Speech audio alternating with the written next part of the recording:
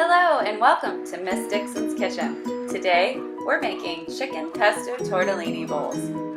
It's the perfect time of year because the basil's in the garden to make a delicious garden pesto. For our chicken, we're going to need 1.5 pounds of boneless, skinless chicken thighs, 1 to 2 tablespoons of olive oil, salt and pepper to taste, and 1 to 2 teaspoons dried Italian seasoning. For asparagus, we need 1 bundle. For our pasta, we need 1 package of refrigerated cheese tortellini. We're going to eventually need butter and Parmesan cheese, so set that aside. For our pesto, we're going to need 1 cup of basil leaves, 3 sprigs of flat leaf parsley, 3 cloves of either grilled garlic or fresh garlic, half a cup of Parmesan cheese, half a teaspoon of sugar, salt and pepper to taste, and also 1/4 to 1/2 cup of olive oil.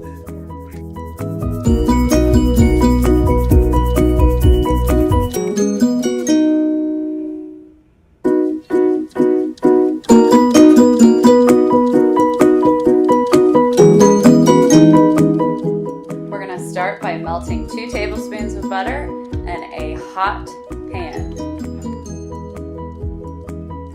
Now that the butter is melted, we're going to add our chicken.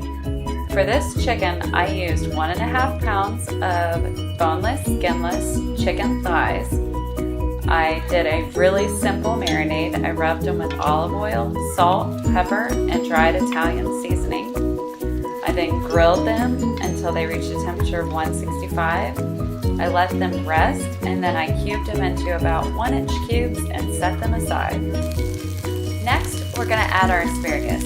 So while our chicken's heating through, I'll tell you what I did. I took 1 bundle of asparagus, trimmed 2 inches off of the bottom. I then cut the rest of the bundle into 2-inch pieces. I added my 2-inch pieces of asparagus to a big pot of boiling salted water. I cooked them for just about 2 to 5 minutes until just tender. Then I moved them to an ice bath in the sink, which is mostly ice, but enough water to cover the ice. And I threw the asparagus in there. And what that does is it stops the cooking instantly. It allows the asparagus to stay crisp. It keeps the green color, and it makes it a perfect texture. Next, we're going to add our cheese tortellini. To cook your cheese tortellini, you're going to put your pre-packaged cheese tortellini into a big pot of boiling salted water. Cook till just tender, about 5 to 7 minutes. Drain immediately, followed by a rinse of cold water until the pasta is cold to the touch. We want our pasta to be nice and tender, but not to fall apart when we put our pasta dish together. This cold water rinse is going to stop the cooking process so that our pasta holds together beautifully. Next, we're going to add our pesto. To make your pesto, you're going to need a food processor. We're going to need a cup of basil leaves, 3 sprigs of flat leaf parsley, 3 cloves of either fresh garlic or grilled garlic. I chose to grill my garlic while I grilled my chicken so that it cut down on some of that sharpness of that garlic taste, but it's totally up to you.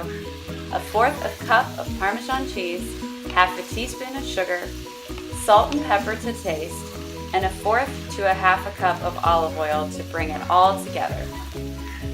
This makes about 2 cups of pesto. We're not going to use it all at once. As we're making our pasta dish, we're going to add a couple spoonfuls at a time. The pasta is going to soak up some of that liquid.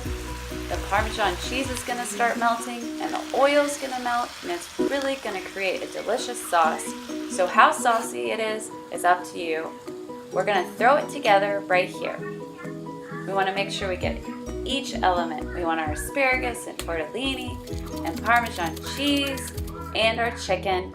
Presenting each guest with an individual ramekin dish of this pasta is very nice, but not necessary. I hope you had fun making chicken pesto tortellini bowls with us, and until next time, ciao friends!